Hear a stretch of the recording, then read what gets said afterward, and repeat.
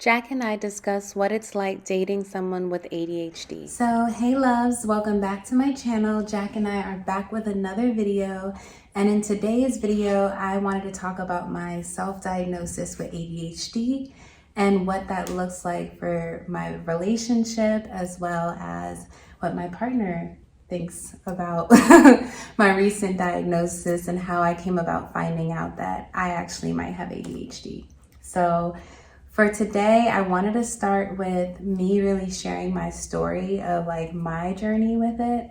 As a child, I always felt like I had ADHD symptoms, or I would make the joke like, it's my ADHD, or I can't stay focused. I would jump around in conversation. And now as an adult, I'm noticing some of that is very much still there, but also I was seeing how my systems and like the way I would just do things were affected. So the main reason I noticed that was my pregnancy, with my hormones changing, my body changing. I was more in tune, or I should say I noticed more when I couldn't be focused or I couldn't concentrate, and I started really questioning myself on that. And then I want Jack to talk about what his experience was like, realizing that I might be ADHD and have ADHD symptoms, and what that looks like. So go ahead. So you want me to just where do you want me to start? Like what you noticed in me. Well, because the thing is, we are spending a lot of time together, of course, in a relationship. And during that time, you start to really see someone's habit of doing things, whether it's like being in a shared space. You realize like how they clean, how they cook, how they move around. Do they put their things back where they belong? And Jack and I come from different worlds when it comes to that. So I thought it was not abnormal for me to like be very forgetful, or be a little more or a little less cognizant of maybe, or careless, I should say, if I was to not put something back, but not realizing how much it would affect like my routine or my day-to-day.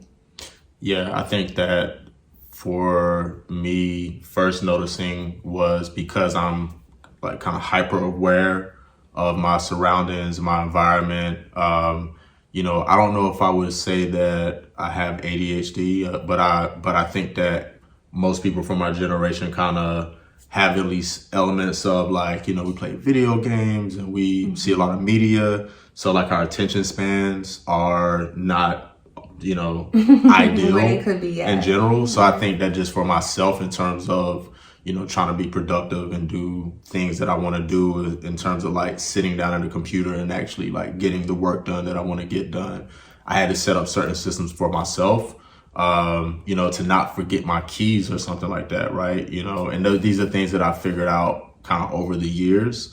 And so when we came together, I noticed that some of those things you hadn't developed quite in the same way. And for me, it's like, it stood out because I need those things to be that way. Like if after a week or two of certain things aren't kind of in a place, then I can feel very scatterbrained and like, what direction do I go into? So kind of order and systems are important for me. And then I think we kind of discussed like what it will look like for both of us to implement systems together. So I think that early on, the way that my mind worked is like, okay, you put a system together and then we execute it and we do it. And I would notice that there would be moments where it would seem a little overwhelming for her. It would seem like, and I'm like, well, I'm not really like pressing that hard, but like, this is the thing that we said, because that's how my brain works. So I had to really learn how like certain things, either you may need to slow it down, or it may need to just be set up a different way. Not exactly the way that it works for my mind, but the way that it works for her mind, for it to stick and for it to become a routine. So that was kind of the first thing. And I would say that journey to figuring that out was not easy, because many people with ADHD, including myself, we suffer from rejection sensitivity dysphoria. And I follow a YouTuber. She has a channel called How to ADHD. And it has been super helpful and impactful for me when it comes to ADHD tips. And when I found out about rejection sensitivity dysphoria, I felt seen. I was like, wow, this this sounds like me and this makes sense. So hearing my partner tell me that, you know, like calling me out on being like maybe careless or forgetful, or like, you know, kind of even like how the tone of voice that certain things were said, it made me feel even worse. And it's not necessarily that like he's like yelling per se. It's just when you're already like sensitive and dealing with that, kind of like viewing things way worse than it is. We tend to have an all or nothing view. You find yourself like having a harder time dealing with like feedback. But what I realized is by taking that feedback and really just like not internalizing it or personalizing it to myself and saying, you know what, how can you make this better and how can you actually create systems? I started to see the change. Another thing that ADHD people tend to deal with is hyperfocus. And when I get hyperfocused is probably what Jack is experiences. Sometimes it comes off as annoyance. And I'm going to have you talk a little bit more about that. But when you are hyper-focused, you tend to feel like you have to put all your energy into this because you finally have the attention span and concentration, and everything else can feel overwhelming. For example, like if I'm focused on a task and he tells me like, hey babe, can you do this? Like I might be like, oh my God, like it feels like so much because I want to do it. But the reality is like, I really need to focus my attention. And by doing this, I realized I was reacting in a way that wasn't helpful. Or wasn't conducive to like us really figuring out what works for us, but instead like being more proactive about, well, how can I like hack this? Or how can I, you know, create a routine so that I can remember and not just view myself as forgetful or someone who can't have concentration, but say, you know what, this is something that isn't natural to me, but that doesn't mean that I can't create a system for it. Yeah, I mean, I think that just, what do you call it? The rejection? Sensitivity dysphoria. So the rejection sensitivity dysphoria and the hyperfocus, what that looks like on the receiving end is an attitude. So it's like, it was hard in the beginning because like, I'm someone who like prides myself on being a low irritating person. At least I think I am. You know, like I think I'm pretty chill.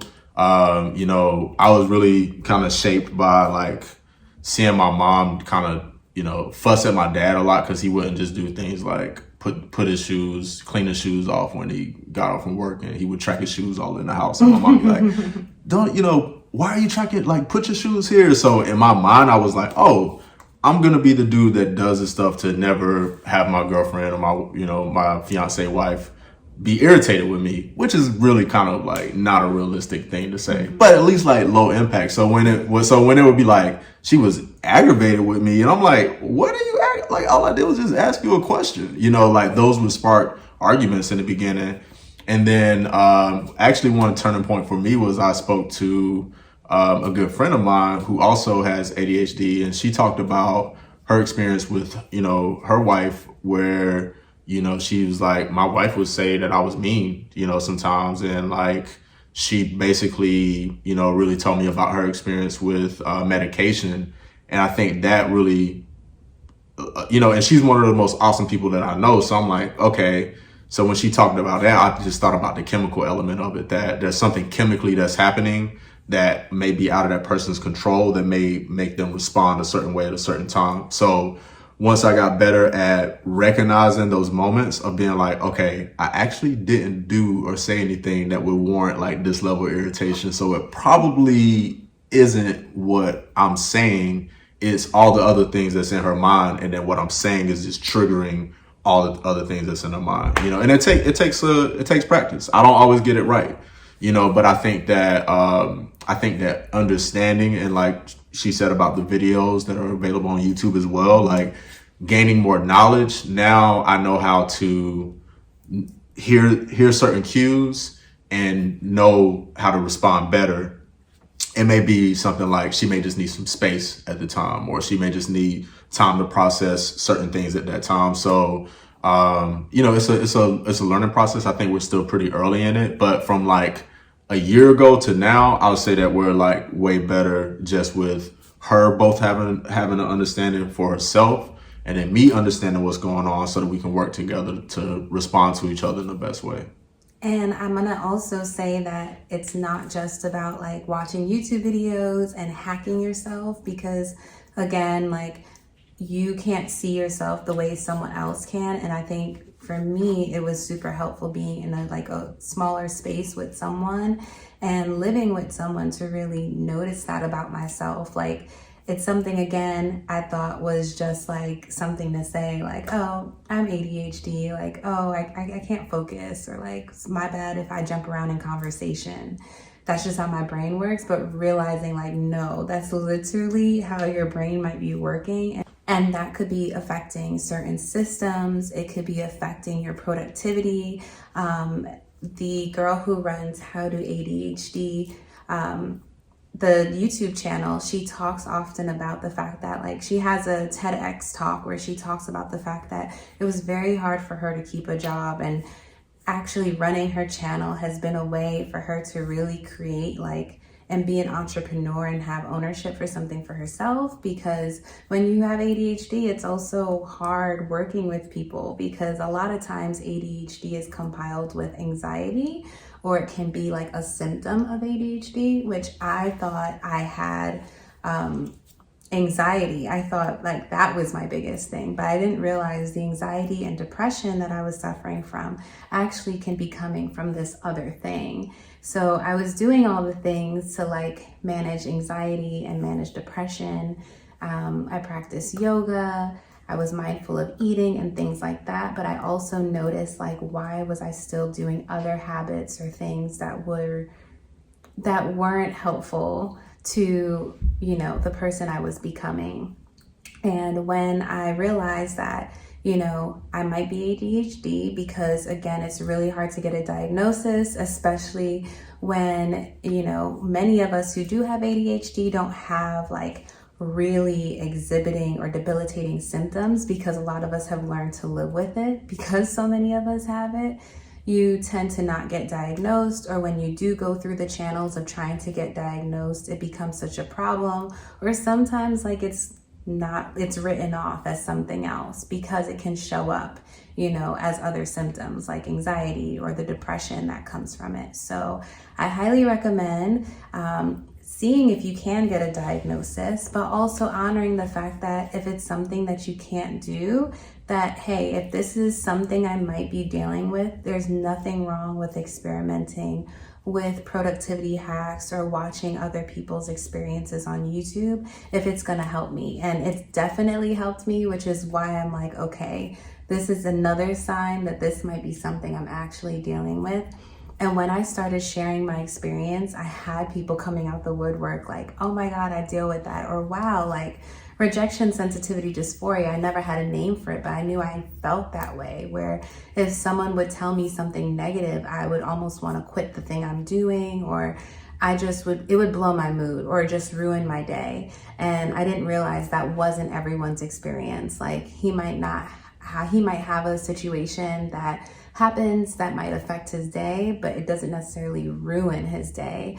And I, on the other hand, am like, I want to be in bed, or maybe I shouldn't do this. I go through this all or nothing like thought process when it's not necessary. So that's why I wanted to create this video, because I'm sure I'm not the only person who's dealing with this. I know that for a fact, but also, partnered with someone who might not necessarily be experiencing it, or might have been experiencing it in the past and have created a system and now needs to stay in that system. So I have other questions for you. I'm gonna check really quick, because another good tip for people with ADHD is to write things down. So I'm very big on making sure I outline things, because it really helps me kind of stay in a flow and focus. Imagine if you're getting off track and then you don't have that thing written down, you'll find yourself easily like distracted and not even finishing the task at hand. So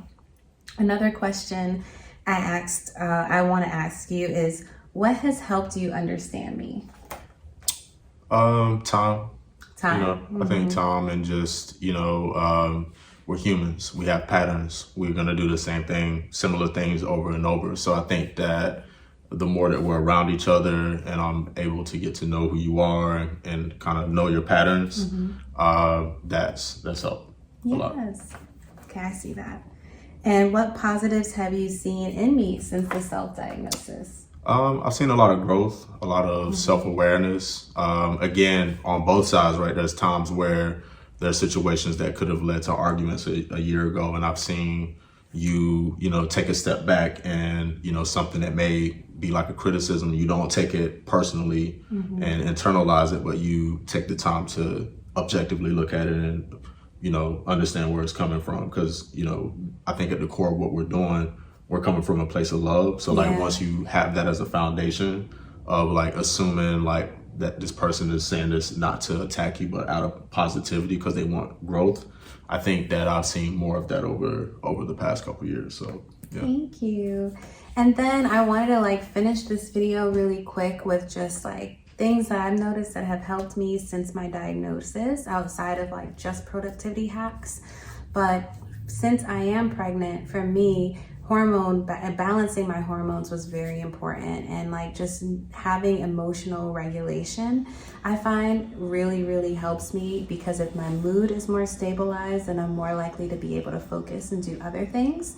So one thing I would say is mushrooms. So lion's mane, rhodiola, ashwagandha, mushrooms are a really good superfood and adaptogen for memory and for focus. So if you do have to focus on a project, you can take herbs to help you, and like plant medicine to help you be more focused, be more in tune. Of course, that's not going to completely change your brain chemistry if you're neurodivergent. So I will be looking into medication, just because it's something that I feel like if I can get a lower dosage and it could be helpful, why not? I would say everyone do their own research when it comes to that, and also consult with a physician as to what would work best for you. Also, what I've noticed has really helped me is I've been taking a supplement called St. John's wort.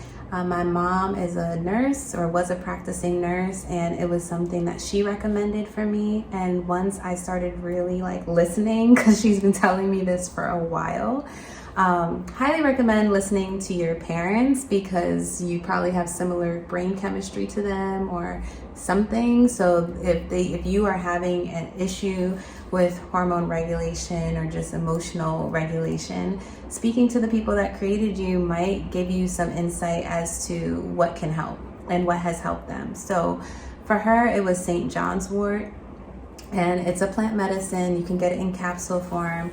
I take it 1 to 3 times a day. I end up taking it 1 or 2, but what it's supposed to do is that if you're lower energy, it brings you up. But if your body needs to rest, it can help you relax. So I've noticed it's really helped with just keeping me in a place where I am calm, relaxed, my mood's pretty pleasant. Jack knows for a fact that just being on top of my prenatals and just giving my body the nutrients and the things it needs during this time, and I plan to continue doing it even after pregnancy, I really feel like it helps with my just overall mood, emotional stability, which helps with my ADHD symptoms. Because of course, if you feel better, you're more likely to focus, concentrate, and all those other things. Again, another thing is exercise. So yoga, meditation, I'll include that under the exercise bubble. All of those things have helped me, and I notice the more consistent I am with my practice, the more consistent my mood is. So like if I go a day or a week, really, so sometimes it's over time, you'll notice, like if you go a while without doing something, it can really affect your mood. So I would definitely keep that in mind as well. And I'm just gonna wrap this video up by saying thanks for watching. I hope our tips have helped. And if you have any questions about ADHD and relationships and want us to talk about it, we look forward to it, because, you know, what people tell us or tell me is how I know like what the needs are or what you're interested in hearing. And on top of that, I'm going to continue creating and making videos that I think would be impactful too. So love you guys and see you in the next one. Subscribe to my channel for more videos like this one.